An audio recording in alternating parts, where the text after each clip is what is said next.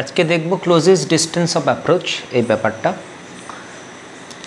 ব্যাপারটা হচ্ছে যখন কোনো একটা চার্জ পার্টিকেলের দিকে, ধরো Q1, তার দিকে আর একটা চার্জ পার্টিকেলকে থ্রো করা হয় এবং তাদের চার্জের প্রকৃতি যদি সমান হয়, তাহলে ধরো Q2কে থ্রো করা হচ্ছে, তাহলে Q2টা যখন Q1-এর দিকে অ্যাপ্রোচ করে তখন দেখা যায় Q2-র যে বেগে ওকে ফায়ার করা হয়েছিল সেই বেগটা কমতে থাকে এবং একটা সময় গিয়ে তার বেগটা হয়ে যায় 0 এবং সেই স্থান থেকে Q2টা আবার প্রথমের দিকটাতে ব্যাক করে আসে, অর্থাৎ যে দিক থেকে আসছিল। তার কারণ Q1-এর নেচার আর Q2-র নেচার সেম হওয়ার জন্যে Q1 Q2-কে বিকর্ষণ করে। তো প্রথমে যে সিচুয়েশানটা আমরা নিচ্ছি, প্রথম দুটো সিচুয়েশান এখানে আছে। প্রথম যে সিচুয়েশানটা সেটা Q1টাকে আমরা ধরছি এটা ফিক্সড আছে, অর্থাৎ এটাকে মাউন্ট করা আছে এখানে, অর্থাৎ এই যে বিকর্ষণটা Q1-কে করছে সেটার জন্য Q1 সামনের দিকে ছুটবে না, মাউন্ট করা আছে। তাহলে এই সিচুয়েশানে কী হবে, Q2টাকে ভেরি ফার কোনো জায়গা থেকে ফায়ার করা হচ্ছে। তার মানে এইটা যদি ওর Q1-এর ইলেকট্রিক ফিল্ডের সীমানাটা হয়, তার বাইরে থেকে ফায়ার করা হচ্ছে, মানে Q1-এর সাপেক্ষে ইনফাইনাইট ডিস্টেন্স থেকে ফায়ার করা হচ্ছে। কত বেগে ফায়ার করা হচ্ছে, ধরো V বেগে ফায়ার করা হচ্ছে।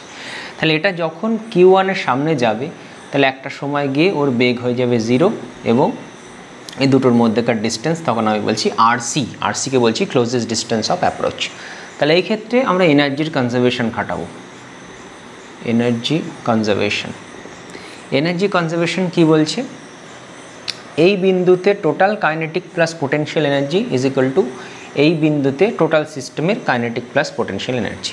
তাহলে এই বিন্দুতে দেখো Q2-র ক্ষেত্রে যদি আমি কাইনেটিক এনার্জি লিখি তাহলে হাফ m2v², কিন্তু দেখো Q2টা যেহেতু Q1-এর ফিল্ডের মধ্যে নেই, ইলেকট্রিক ফিল্ডের মধ্যেই নেই, ইনফাইনাইট ডিস্টেন্সে আছে, তাহলে পোটেনশিয়াল এনার্জি পুরো সিস্টেমের সেটা হচ্ছে 0। আর এটাকে তো মাউন্ট করা আছে, মানে এটার কোনো কাইনেটিক এনার্জি নেই। তাহলে এটাই টোটাল সিস্টেমের কাইনেটিক প্লাস পোটেনশিয়াল এনার্জি। এটা সমান হবে যখন এখানে চলে এসেছে Q2টা, তখন সিস্টেমের কাইনেটিক প্লাস পোটেনশিয়াল এনার্জির সঙ্গে।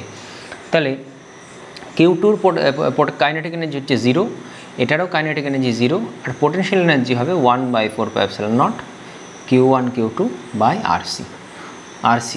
তো এখান থেকে RC-টা আমরা এখান থেকে ক্যালকুলেট করে নিতে পারবো, ঠিক আছে। নেক্সট যে সিচুয়েশন আছে সেটা হচ্ছে একই রকমভাবে Q2-কে V বেগে ফিল্ডের বাইরে কোনো ইনফাইনাইট ডিস্টেন্স থেকে Q1-এর দিকে ফায়ার করা হয়েছে, কিন্তু এখানে সিচুয়েশানটা হচ্ছে এটা ফিক্সড নয়, নট ফিক্সড। এটা যদি ফিক্সড না হয় তাহলে যে সিচুয়েশানটা হবে, যত Q2 এর দিকে অ্যাপ্রোচ করবে Q2 একে বিকর্ষণ করবে, ফলে Q1ও সামনের দিকে বিকর্ষণের জন্য সরতে থাকবে এবং একটা সময় দেখা যাবে যে Q2 আর Q1 যখন তাদের মধ্যেকার ডিস্টেন্স সব থেকে কম, দ্যাট ইজ RC, তখন এটাও যে বেগে মুভ করছে সামনের দিকে, এটাও সেই বেগে মুভ করছে সামনের দিকে, ঠিক আছে, RC-তে। তাহলে সেক্ষেত্রে আমরা আবার এনার্জি কনজারভেশন যদি খাটাই, তাহলে এই মুহূর্তে এনার্জি হচ্ছে হাফ m2v² প্লাস এটা ছিল 0, এটা ফিল্ডের বাইরে, তাহলে কোনো পোটেনশিয়াল এনার্জি নেই সিস্টেমের। আর এই মুহূর্তে যে এনার্জি সেটা হচ্ছে half m1v02 plus half m2v02 plus potential energy that is 1/4πε0 Q1 Q2 by RC। তাহলে এটা হচ্ছে এনার্জি কনজারভেশন গেল। এইবারে যদি আমরা মোমেন্টাম কনজারভেশন খাটাই, কারণ এখানে V0টা আননোন আছে, ঠিক আছে, এখানে যেমন একটাই ছিল আননোন দ্যাট ইজ RC, এখানে V0টা আননোন, RCও আননোন। তাহলে মোমেন্টাম কনজারভেশন দিয়ে V0টাকে ক্যালকুলেট করে নিতে হবে। তাহলে এই ক্ষেত্রে মোমেন্টাম কনজারভেশন হচ্ছে m2v প্লাস 0, এটার কোনো V ছিল না, is equal two m1 plus m2, দুটোই V0 বেগে চলছে, তাহলে m1v প্লাস m0v, এখান থেকে আমি V0 ক্যালকুলেট করে নেবো, সেটাকে এখানে বসিয়ে দিলে আমি RC-টা ক্যালকুলেট করতে পারবো। একটা প্রবলেম দেখা যাক। কোয়েশ্চেনটা দেখো, বলেছে the charge small q is fired towards another charge particle capital Q, small q is fired towards capital Q which is fixed, capital Qটা fixed with a speed small v তে এটাকে ফায়ার করা হয়েছে। বলছে it approaches capital Q up to a closest distance small r and then returns, if small q were given a speed 2v the closest distance of approach would be. তো যখন small ভিতে ছোড়া হচ্ছে তখন আর হচ্ছে ক্লোজেস্ট ডিস্টেন্স, যখন 2vতে ছোড়া হবে তখন কত হবে। খুব সিম্পল কোশ্চেন। দেখো এনার্জি কনজারভেশন খাটাবো, যেহেতু এটা ফিক্সড আছে তাহলে এটার kinetic energy half M V square, half m2 ধরলাম এটাকে, plus 0 total potential energy is equal to, এখানে যখন যাবে এটা তখন 0 হয়ে যাবে এর কাইনেটিক এনার্জিটা, এটা তো ফিক্সড আছেই, তাহলে শুধু পোটেনশিয়াল এনার্জি থাকবে, that is k Q1 Q2 by r. তাহলে এখান থেকে দেখো সব কিছুই কনস্ট্যান্ট, তাহলে r is proportional to 1/v square, এইটা আমি মাথায় রাখতে পারি, আর কিছু লাগবে না এখানে।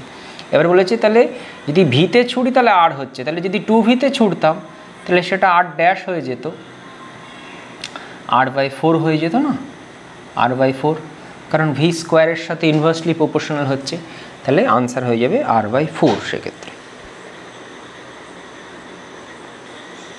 নেক্সট একটা কোশ্চেন বলছে, দেখো বলছে proton is fixed at origin, তাহলে একটা প্রোটনকে আমি এখানে ফিক্সড করে দিলাম, তাহলে এটা প্লাস চার্জ হচ্ছে এর ই, তাহলে এটা অরিজিনে ফিক্সড আছে। বলছে another proton is released from rest from a point at a distance are from origin, তাহলে এখান থেকে আর দূরে আর একটা প্রোটনকে জাস্ট রিলিজ করা হলো, তার বেগ হচ্ছে ভি ইকুয়াল টু 0, রিলিজ করা হয়েছে। Taking charge of proton as small E and mass M, তাহলে ই আর এম এটা নিতে বলেছে, চার্জ আর মাস। বলছে find the speed of the proton, দুটো কোয়েশ্চেন। এক নাম্বার বলছে at a distance 2r from origin, তাহলে যখন এটা 2r-এ চলে যাচ্ছে তখন, আর সেকেন্ড বলছে at a large distance from origin. তার মানে সিচুয়েশনটা বুঝতে হবে, এটা হচ্ছে ফিক্সড আর এটাকে ছাড়া হচ্ছে এখান থেকে, তার মানে এর যে রিপালশন, সেই রিপালশনের জন্য সামনের দিকে সরতে থাকবে, কিন্তু এটা থেকে তো ফিক্সড বলা হয়েছে, এটা হচ্ছে ফিক্সড, তাহলে এটার রিপালশনের জন্য এই যে পেছনে সরবে সেরকম সিচুয়েশন নেই। তাহলে আমরা জাস্ট প্রথম যেটা করব যে 2r দূরে এই বেগটা কী হবে এটা চেয়েছে, তাহলে জাস্ট এনার্জি কনজারভেশন খাটাবো। দেখো তাহলে যখন এই অবস্থাতে ছিল তখন এরও কাইনেটিক এনার্জি নেই, এরও নেই, তাহলে যা ছিল সেটা হচ্ছে পোটেনশিয়াল এনার্জি। তাহলে সলিউশনটা দেখো, তাহলে পোটেনশিয়াল এনার্জি হচ্ছে কে ই, তাহলে ই স্কোয়ার বাই আর, এটা ছিল। আর যখন এই বিন্দুতে চলে গেল তখন পোটেনশিয়াল এনার্জি হচ্ছে কে ই স্কোয়ার বাই, এটা টোটালটা 2r অ্যাকচুয়ালি, এইটুকু আর বলেছে, এর থেকে যখন 2r দূরে তাহলে টোটালটা 2r, তাহলে e square by 2r plus half m into v square.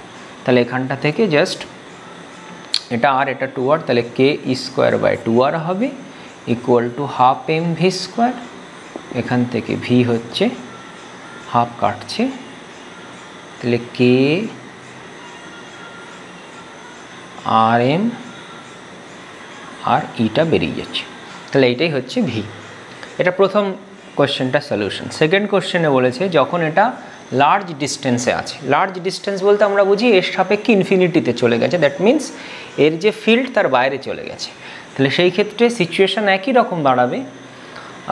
তখন কে ই স্কোয়ার বাই আর হচ্ছে প্রাথমিক পোটেনশিয়াল এনার্জি, এটা হবে কে ই স্কোয়ার বাই 2 ইন্টু ইনফিনিটি, তার মানে এটা 0 হয়ে গেল পোটেনশিয়াল এনার্জি, আর ওটার বেগকে আমরা ধরে নেব half M V dash square.